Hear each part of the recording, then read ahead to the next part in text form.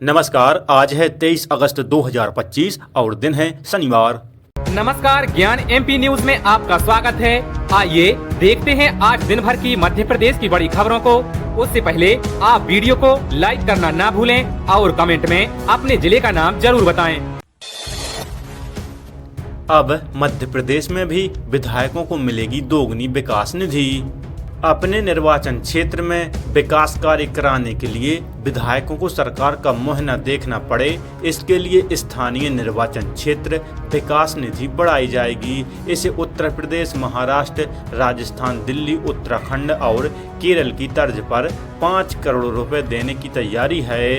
यह अभी आधी यानी 2.5 करोड़ रुपए प्रति वर्ष है। इससे बढ़ाने की मांग लंबे समय से हो रही थी। इस पर अब जाकर सहमति बनी है। आगामी बजट में इसकी घोषणा होगी और यह वित्तीय वर्ष 2026-27 से प्रभावित की जाएगी।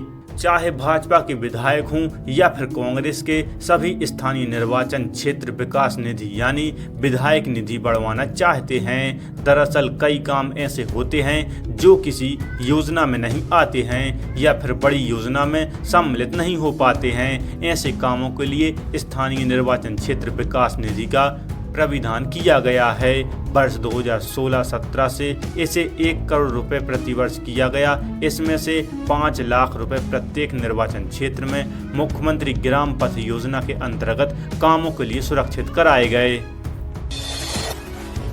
इंदौर उज्जैन मेट्रो 10,000 करोड़ में चलेगी। इंदौर से उज्जैन तक 45 किलोमीटर तक मेट्रो दौड़ेगी। इसकी डीपीआर तैयार हो गई है। जल्द ही CM doctor Mohan Yadav review करेंगे। इसके बाद कैबिनेट बैठक में रखा जाएगा। हालांकि फंड और डिपो के लिए सरकारी जमीन जैसे कुछ अड़चनें हैं, जिससे प्रोजेक्ट ने रफ्तार नहीं पकड़ी है। दिल्ली मेट्रो ने दोनों शहरों की फिजिबिलिटी स्टडी तैयार की थी। इसमें इसे मेट्रो के लिए अच्छा बताया था। इसके बाद डीपीआर तैयार की गई। इस प्रोजेक्ट में करीब 10,000 करोड़ रुपए खर्च होने का अनुमान है। वहीं लगभग 45 किलोमीटर के ट्रैक में 11 स्टेशन बनेंगे। 4.5 किलोमीटर का ट्रैक उज्जैन शहर में अंडरग्राउंड रखने का प्रस्ताव है। मेट्रो लव कुश नगर से होकर उज्जैन रेलवे स्टेशन तक जाएगी। आवारा कुत्तों की होगी नसबंदी। सुप्रीम कोर्ट ने आवारा कुत्तों के मामलों पर अहम फैसला सुनाते हुए स्पष्ट किया है कि शेल्टर होम में सभी कुत्तों को नहीं रखा जाएगा। केवल हिंसक और बीमार कुत्ते ही वहां रहेंगे, जबकि स्वस्थ कुत्तों को नसबंदी के बाद उसी स्थान पर छोड़ दिया जाएगा जहां से उन्हें पकड़ा गया था। सुप्रीम कोर्ट ने अपने ताज़ा फैसले के साथ 11 अगस्त को दिए उस आदेश पर रोक लगा दी है, जिसमें दिल्ली एनसीआर के सभी आवारा कुत्तों को शेल्टर होम भेजने की बात कही गई थी। अदालत ने साफ कहा है कि सभी राज्यों और केंद्र शासित प्रदेशों को इस निर्देश का पालन करना होगा। क्लर्क के 6,589 पदों पर भर्ती। भारतीय स्टेट बैंक यानी एसबीआई में नौकरी पाने का सुनहरा मौका है। एसबीआई ने क्लर्क के लिए 6,500 से ज़्यादा पदों पर भर्ती निकाली है। आवेदन की प्रक्रिया 6 अगस्त से शुरू हो गई है। इच्छुक व योग्य उम्मीदवार 26 अगस्त तक आवेदन कर सकते हैं। नोटिफिकेशन के मुताबिक एक कैंडिडेट सिर्फ एक ही राज्य के लिए आवेदन कर सकता है। आवेदक को वहां की स्थानीय भाषा का अच्छा ज्ञान होना चाहिए, यानी उन्हें उस स्थानीय भाषा को पढ़ना, सीखना, बोलना और समझना आना चाहिए। 83,000 स्कूलों में 29 अगस्त को बनेगी शाला प्रबंधन समिति।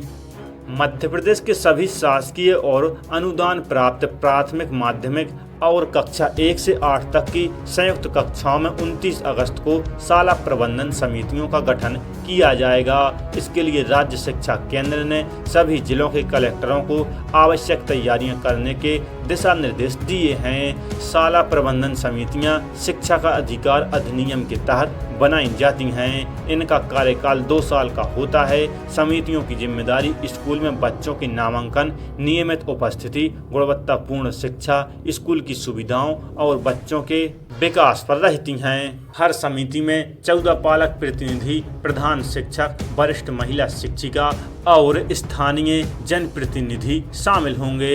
अध्यक्ष और उपाध्यक्ष का चयन बच्चों के पालकों में से होगा, जबकि प्रधान शिक्षक समिति के सदस्य सचिव रहेंगे। प्रदेश के करीब 83,000 स्कूलों में एक ही दिन समितियों का गठन होगा। एमपी की पहली एफडीआर रोड को मंजूरी।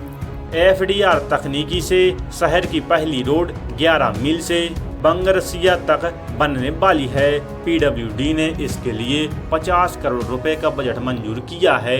नेशनल ग्रीन ट्रिब्यूनल के दिशा निर्देशों पर सड़क बनाने के लिए 1100 पेड़ों की बलि नहीं दी जाएगी। दावा है कि फुल डेप्थ रिक्लेमेशन यानी एफडीआर तकनीकी से बनने वाली सड़क ज्यादा टिकाऊ और किफायती होती हैं। रेल यात्रियों की मौज, अब स्टेशनों पर बढ़ेगी सुविधाएं। अक्सर रेलवे स्टेशनों में प्लेटफार्म बदलने में बुजुर्ग, अकेली महिलाएं एवं दिव्यांग यात्रियों को परेशानी होती थी। इसके कारण ज्यादातर लोग प्लेटफार्म बदलने के लिए पटरी पार करना अधिक मुश्किल होता था। फुट ओवर ब्रिज से चढ़ने में भी कई बार सामान के साथ कठिनाइयां होती थीं। अब इस कठिनाइयों का निराकरण रेलवे विभाग ने कर दिया। छिंदवाड़ा स्टेशन पर 3 लिफ्ट व 2 एस्केलेटर लगेंगे। दक्षिण पूर्व मध्य रेलवे नागपुर मंडल रेल प्रबंधन दीपक गुप्ता के नेतृत्व में स्टेशन में लिफ्ट एवं एस्केलेटर की व्यवस्था होगी। एमपी में बनेगा नया संभाग और जिला।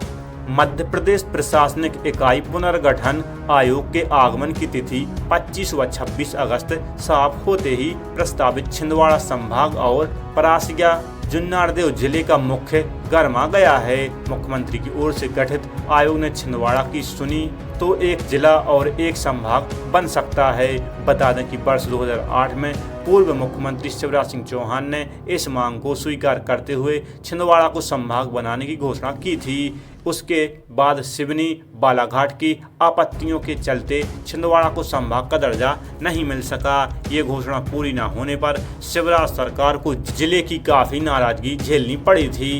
वर्ष 2019 में आई कमलनाथ सरकार छिंदवाड़ा को संभाग का दर्जा दिए जाने में प्रयासरत रही। वर्ष 2020 में सरकार का पतन हो जाने से इस मांग को पूरा नहीं किया जा सका। नल जल योजना में गड़बड़ी तो नपेंगे अफसर। नल जल योजना के कार्यों में गड़बड़ी को रोकने के लिए 2 स्तर पर निगरानी होगी। कई विभागों को इसमें मिलकर काम करने होंगे। पहली निगरानी PHE विभाग करेगा, लेकिन इसके लिए अफसरों को मैदान में उतरकर काम करना होगा।